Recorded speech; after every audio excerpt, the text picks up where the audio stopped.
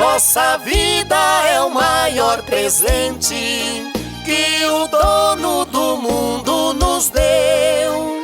Foi naquele momento sagrado, no instante em que a gente nasceu, embarcamos no barco furado, com as leis que o profeta escreveu. Passaporte é nossa salvação, cada um vai conquistar o seu. E quem faz o bem nesta terra, seu presente ele não perdeu.